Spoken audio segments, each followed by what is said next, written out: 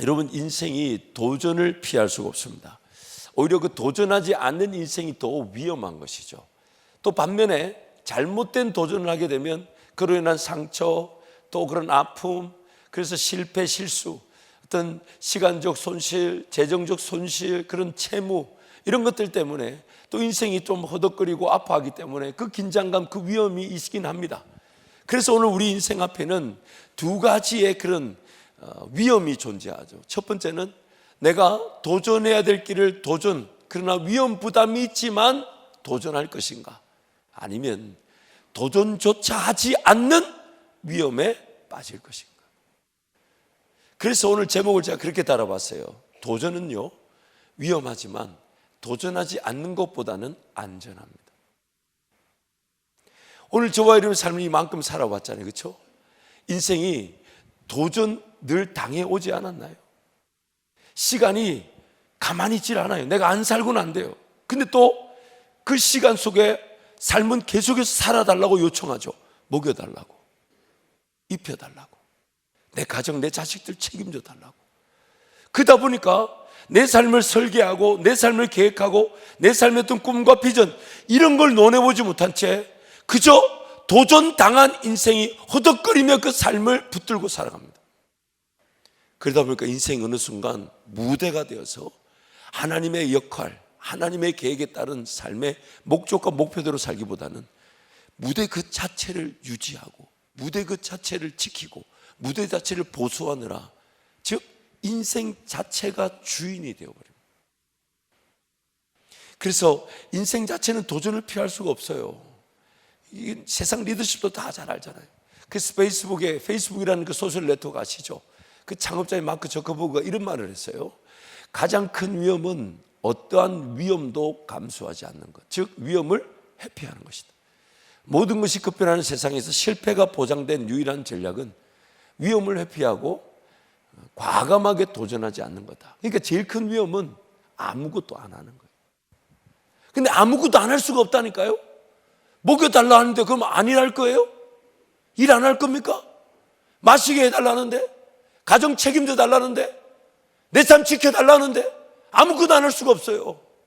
그러면 딱 깨놓고 얘기하면요, 나는 하나님의 꿈과 비전에 따라 주님 따라가면서 도전하며 갈 건가, 아니면 할 수 없이 그냥 질질 끌리듯, 그런데 안 걸으면 안 돼, 발걸음을 안 내디디면 안 돼, 뭔가 내가 일 안 하면 안 돼, 그럼 어쩔 수 없이 도전을 당해서 걸어갈 건가, 아니면 도전해서 갈 건가.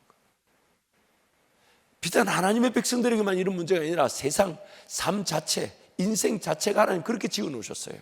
왜요? 아무도 예측할 수 없는 믿음의 길이에요. 아무도 몰라요. 그래서 믿음의 세계라 그래요.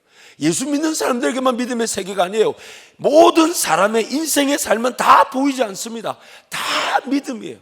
그러면 내 실력, 내 능력, 내 것을 믿고 걸어갈 건가, 아니면 하나님의 믿음을 붙들고 걸어갈 건가, 둘 중에 하나겠죠. 여러분, 해리포터라는 소설 들어보셨죠? 그 조앤 롤링이라는 작가가 이런 말을 했어요.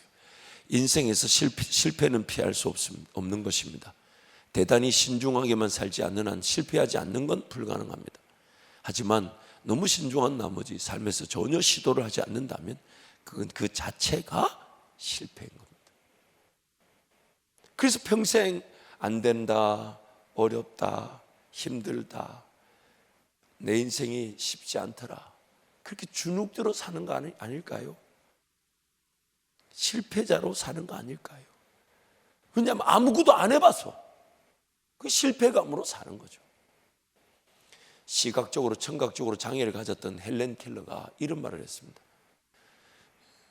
자연계에 안전한 상태는 존재하지 않는다. 눈앞에 닥친 위험을 피했다고 해서 영원히 안전한 것은 아니다. 모험을 거부하는 것은 곧 삶을 거부하는 것이다. 그래서 하나님은 지금 인생 자체를요, 안 보이게 만드셨고, 그러나 내가 걷지 않으면 길이 안 나타나게 만드셨어요. 그래서 이렇게 말하죠. 오직 의인은 믿음으로 말미암아 살리라. 보이지 않는 세계에, 그러나 하나님 의지할 때 내가 걷는 그 자리, 그 거리, 그 걸음이 길이 되게 하셔요. 그것이 바로 믿음의 길인 것입니다. 그래서 베드로전서 5장 8절은요 더 심각하게 우리에게 도전합니다. 베드로전서 5장 8절 말씀 함께 선포합니다. 근신하라 깨어라 너희 대적 마귀가 우는 사자같이 두루다니며 삼킬 자를 찾나니. 여러분, 마귀는 우리처럼 육적인 피로를 갖고 있지 않습니다. 잠을 필요로 하지 않아요. 먹고 마시고 입는 게 필요로 하지 않아요. 근데 항상 깨어 있어서 삼킬 자를 찾고 있답니다. 그래서 오늘 우리는 이미 도전을 당한 상황입니다. 먹는 거 마시고 입는 문제를 해결해야 될 도전도 있고, 또한 마귀가 끊임없이 공격하죠. 그래서 잘못된 길, 속이는 길, 거짓의 길, 실패할 길, 궁극적으로는 그 죽음에 이르는 그 길을 자꾸만 유혹합니다. 또한 관계를 깨게 만들죠. 시기하고 질투하고 상처를 주고 내 인생길을 어그러진 길로 인도할 뿐만 아니라 또 관계까지 깨지게 하니 사랑을 받고 사랑해주며 함께 기도해주고 함께 기도받는 연결되고 결합된 교회 공동체로서 지켜질 수 있는 안전장치를 끊어버리고 또한 인생길 자체를 방황하게 만듭니다. 그래서 삶은요 가만히 내버려두면 먹고 마시고 입는 문제 해결하지 못할까봐 인생 그 자체에 붙들리거나 마귀의 미혹에 넘어가 잘못된 길, 나쁜 길, 사망의 길에 빠져 허덕거리게 만듭니다. 엄청난 도전 상황이에요. 내가 깨어있지 않으면 나는 내 삶은 끊임없이 나를 짓누릅니다. 인생 자체가 짐이 되어버립니다. 내가 해결하지 않으면 안 될 문제가 되어버립니다. 그래서 평생 도전해야 될 믿음의 길을 놓친 채 도전 당한 거, 내 먹어 마시고 내 자식들 돌봐야 되는 도전 당한 일, 인생 자체를 푸느라 그게 묶여버립니다. 그래서 주님이 누가복음 말씀에 이렇게 얘기하셨어요. 누가복음 말씀 힘차게 한번 선포합니다. 이러므로 너희는 장차 올 이 모든 일을 능히 피하고 인자 앞에 서도록 항상 기도하며 깨어있으라 하시니라. 항상 기도하며 깨어있으라. 항상 기도하며 깨어있으라. 아멘. 항상 기도하며 깨어있으라. 아멘. 왜냐하면 마귀가 우는 사자처럼 우리를 삼키려고 하죠. 또한 우리 이미 육신의 상황은 내 삶을 보호하고 지켜야 되는 도전을 받은 상황입니다. 그런데 그 도전을 모른 채 가만히 있는다고 해서 삶이 지켜지지 않는다는 거예요. 그래서 주님과 함께 동행하지 않으면 안 되며 그 발걸음을 내딛지 않으면 안 되는 것입니다. 오늘 본문 말씀도 보십시오, 여러분. 예수님이 물고기 2마리 보리떡 5개로 장정만 5,000명, 그러니까 그 이상의 인원인 거죠. 장정만 5,000명의 영혼들을 먹이셨습니다. 그랬더니 무리들이 난리가 났어요. 안 그래도 먹을 것이 없는 세상, 경제적으로 어려울 뿐만 아니라 군사적으로, 사회적으로, 정치적으로 로마 식민지를 당하고 있는 세상. 그래서 막 예수님을 왕으로 막 추대하려고 하니까 예수님이 그 무리들을 이렇게 돌려보내느라고 먼저 배에다가 제자들을 태워 그 갈릴리 호수, 그 바다라 불리는 그 디베랴 바다를 건너가게 하셨죠.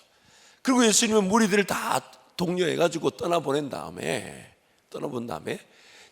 그 산 위에 동산, 늘 기도하시던 그 자리에 가셨습니다. 시기도하고 기도하셨던 그곳에서 예수님은 그 갈릴리 호수 그 바다에서 풍랑이는 바다에서 고전하는 제자들을 보고 계셨다고 마가복음에서 말씀하고 있어요. 그러니 예수님은 지금 무리들을 돌려보내는 중에 제자들을 배 태워 그 바다를 먼저 거기 건너가게 하신 의도가 있으셨던 거죠. 그래서 예수님이 그 바다에서 풍랑이는 그 배에 갇혀가지고 벌벌벌 떨며 그 풍랑의 파도에 이리 당하고 저리 당하고 마치 그 인생이란 배가 어디로 갈지, 이 길이 안전할지 저 길이 안전할지, 별도 보이지 않고 해도 보이지 않고 달도 보이지 않고 그 풍랑에 쌓여 완전히 길을 잃은 그 인생처럼 그렇게 고전하고 있는 걸 예수님 보고 계셨다니까요. 그리고 그 보고 계신 예수님이 그걸 해결해 주시려고 어떻게 하셨냐. 그 풍랑이는 바다, 오늘 본문에 나왔잖아요. 제가 지금 모르는 질문을 합니까? 풍랑이는 바다 위로 오셨어요. 이걸 신현 하나님이 나타나셨다는 거예요. 예수님은 참 하나님이시면서 참 사람이시죠. 그리고 그 풍랑이는 바다를 하나님 그분이 나타나신 거죠. 그랬더니 제자들이 풍랑 보고 파도 보고 바람 보고 벌벌벌 떨다가 벌벌벌 떨다가 더 큰 두려움을 발견했어요. 더 무서운 걸 발견했어요. 그게 뭡니까? 풍랑이는 바다 위에 뭔가 쓱. 그래서 제자들이 바람 보고 파도 보고 풍랑 보고 벌벌벌 떨다가 더 큰 두려움을 보고 유령이라고, 귀신이라고. 지금 예수님이 그렇게 나타나심으로 제자들이 깨닫고 제자들이 달라졌는데 뭐가 바뀐 겁니까? 인생의 문제보다 하나님을 두려워할 줄 몰랐던 제자들, 파도 보고 풍랑 보고 벌벌벌 떨다가 하나님을 보니까 그 인생의 두려움이 하나님에 대한 두려움으로 바뀌어버렸죠. 오늘 우리 인생의 큰 문제가 그거죠. 문제보다 하나님을 더 작게 보는 겁니다. 문제를 더 크게 보는 겁니다. 그 바다를 지으신 분이 하나님이신데, 그 풍랑이 일게 하신 분도 하나님이시고, 그 가운데 나와 함께하고 계신 분이 하나님이신데, 그 풍랑을 하나님보다 더 크게 보는 겁니다. 그래서 그거를 깨닫게 하시려고 그 풍랑이는 바다 위로 쓱. 그러니 제자들이 풍랑보다 더 무서운 걸 만났어요. 그 두려움으로 우리는 하나님을 예배하는 거예요. 그 두려움으로.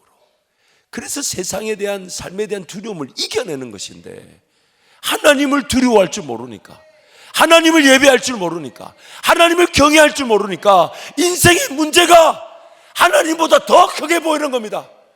그거 붙들고 평생 씨름하는 거예요. 인생이란 배에 갇혀가지고 벌벌벌벌 떨고 있는 인생. 그 제자들에게 주님이 나타나신 겁니다. 또한 주님이 나타나셔가지고 그 제자들의 배에 바로 두르지 않고 그 풍랑이는 바다 위에 서 계셨어요. 그 제자들이 주님이시다, 주님이시다. 그러니까 베드로가 그 주님께 한마디 합니다. 만일 주님이시거든 나를 명하여 무리를 걸어오라 하소서. 무리를 걸어오라 하소서. 마치 베드로에게, 그 제자들에게 무리를 걸을 기회를 주고자 하셨던 것처럼 풍랑이 있는 바다 위에 주님 서 계시고 배에 바로 들어오질 않으신 거예요. 그래서 그 기회를 마치 베드로가 포착한 것처럼 만일 주님이시거든 이 벌벌벌 떨며 인생이란 배에 갇혀있지 않고 주님께로 가게 하여 주십시오. 주님께로 가게 하여 주십시오. 주님께로 가게 하여 주십시오. 주님이 오라. 그랬더니 그 베드로가 그 무리를 반석 위를 걷는 것처럼 걷기 시작했던 겁니다. 우리 주님 그 인생이란 배에 반드시 들어와서 그 배를 항해하여 우리를 안전한 항구로 인도해 가실 수 있지만, 그렇지만 평생 그 배에 붙들려 있을 수 있는 우리를 위해 그 은혜만 주시는 것이 아니라 궁극적으로는 배 밖으로 발걸음을 내딛게 하시는 거예요. 배 밖으로 발걸음을 내딛는다는 말은 많은 의미가 있을 수 있지만 그 어떤 것보다 이전의 삶의 방식, 지혜, 지식, 능력, 경험 다 내려놓고 오직 한 가지, 오직 한 가지, 오직 한 가지, 예수만 바라보고 예수만 의지하고 예수 향하는 것, 이 한 가지, 그 한 가지로 살아가는 거예요. 여러분, 무리로 걸어갈 때 베드로가 뭘 챙기려고 했을까요? 융자금을 좀 내야 되는데, 내가 자식들 먹여 살려야 되는데, 지금 예수님께 가면 뭔가 좀 주머니도 두둑하게 음식도 좀 담아가. 아니요, 무리를 걸어갈 때는 오히려 가볍게 가야 되지 않을까요? 괜한 것 들쳐매고 그럴 여유도 없거니와 무리를 걷는다는 것은 아무것도 요구되지 않는다는 거예요. 아무것도 필요로 하지 않는다. 오직 한 가지, 예수님 바라보는 거, 예수님 바라보는 거. 그래서 이 베드로가 발걸음을 탁 내딛습니다. 그랬더니 마치 그 베드로 발 밑에 반석을 준비해 놓으신 것처럼 여러분, 내가 그 발걸음을 내딛지 않으면요, 주님이 나를 위해 무엇을 준비해 놓으신지를 전혀 알 수가 없어요. 전혀. 내가 순종하여 걷지 않으면요, 하나님 나를 위해 예배하신 능력이 무엇인지를 전혀 맛볼 수가 없습니다. 내가 걸어갈 때 길이 되고 살아갈 때 삶이 되는 그곳에서 예배하네. 여러분, 다음부터는 목사가 부르거들랑 좀 따라해 주시고, 그래야 뭘 좀 한번 끝내고 말지, 이걸 니는 해라 나는 듣는다는 그런 분위기는 떠나갈지어다. 내가 걸어갈 때. 그러나 안 걸어가려고 하는 순간 삶은 떠밀려서라도 걷게 됩니다. 그러니 주님이 오라 하시는 거죠. 풍랑이 다 해결되고 파도가 잠잠해지고 살만하면 그 무리를 걸을 기회를 주는 게 아니에요. 풍랑에는 문제가 있고 어려움이 있고 파도가 있지만 그것보다 주님 더 바라보게 되는 거, 주님 더 의지하게 되는 거. 그래서 베드로가 발을 내딛자 거기가 그 거친 파도가 반석이 되고 그 높은 풍랑이 하나님의 길이 되게 되는 것이죠. 그런데 걸어갔더니 베드로가 예수님 보고 시작했잖아요. 그렇죠? 그럼 끝까지 예수님 바라봐야 되는데 예수님 안 보고 바람을 보고 파도를 보는데 빠져들어가는 거예요. 빠져들어가니까 베드로가 주여 날 살려달라고 난리를 치죠. 정말 위로가 돼요. 아니, 위로가 되지 않나요? 끝까지 잘 걸어갔다면 참 베드로 대단하다 이러고 끝났을 텐데 빠져들어가니까 나 같아서 참 그렇지 않아요? 저는 여러 번 보면서 더 위로받는데 나는 근데 참 베드로 보니까 참 인간적이잖아요. 참 빠져다니가. 제가 오늘 이 말씀을 일부에 전하면서 그때 일부에 시간이 없어서 전하지 못했는데, 그래서 예수님이 부활하신 다음에 갈릴리 바닷가에서 기다리라 했는데 못 기다리고 밤새 허탕 쳤잖아요. 그렇죠? 허탕 쳤는데 허탕 친 그 배 위에서 예수님이 뭘 잡은 게 있느냐 없다 그러니까 오른편에 금을 던지라 그래서 시큰 잡았을 때 사도 요한이 주시다 이렇게 하니까 베드로가 그대로 겉옷을 들고 어떻게 했다고요? 무리로 뛰어든 게 그때 그 걸었던 기적을 기대한 건 아닐까. 저 혼자 생각에 아무도 인정하지 않았어요. 저 혼자 생각에 어디 가서 또 그런 소리 하면 또 이단 소리 들어요. 빠져들어간. 그때 주님이 와서 믿음이 적은 자야 왜 의심했냐 하면서 그 건져주시지 않습니까? 근데 한번 비교해 보자고요. 비록 예수님 보고 걸었던 그 발자국이 파도를 보고 세상의 문제를 보고 어려움을 보고 의심이 들어 빠져들어갔다 할지라도 다시 건져주시는 주님 손을 부여잡고 그 바다 위를 걷는 게 나을까요? 아니면 여전히 배 안에 갇혀서 벌벌 떨고 있는 게 나을까요? 여러분, 어느 게 낫습니까? 어느 게 낫습니까?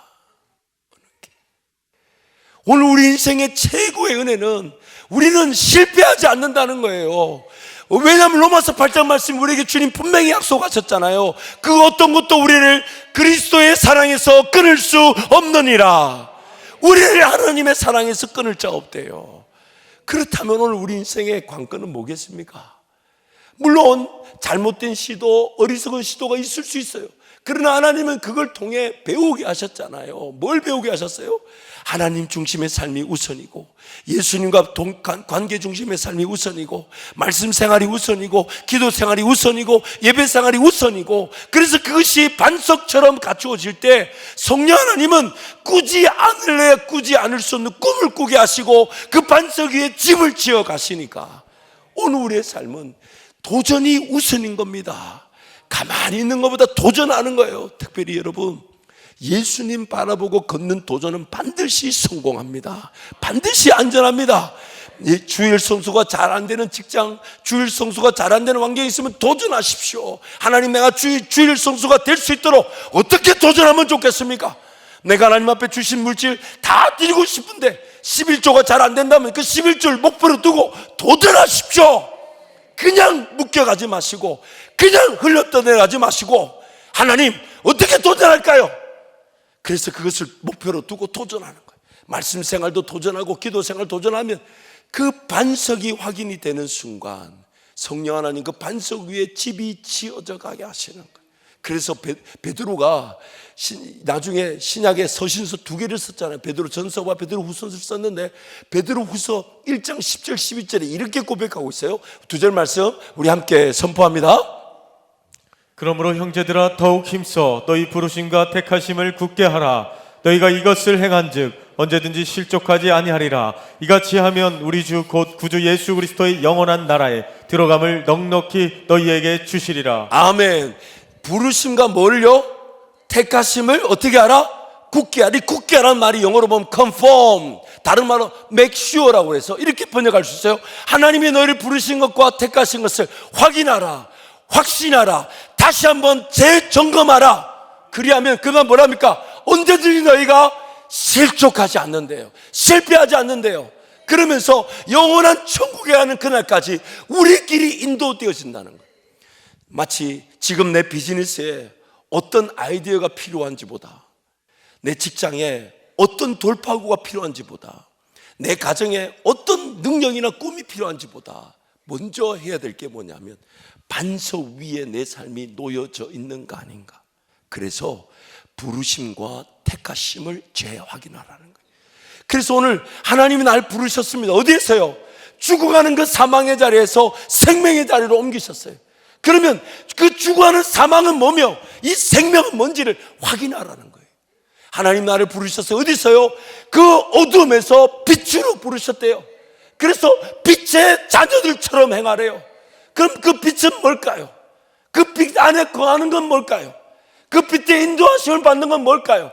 그걸 확인하라는 거예요. 그거를 이미 나를 사망에서, 그 죽음에서, 그 어둠에서 생명으로 빛으로 옮기셨으니 거기서 어떻게 나는 그 부르심을 받았는지, 또한 하나님이 포기하지 않으신대요. 그래서 우리는 천국 가는 그날까지 무슨 죄를 지어도 하나님의 자녀이기 때문에 용서를 받는데요. 하나님의 택하심을 굳게 하라.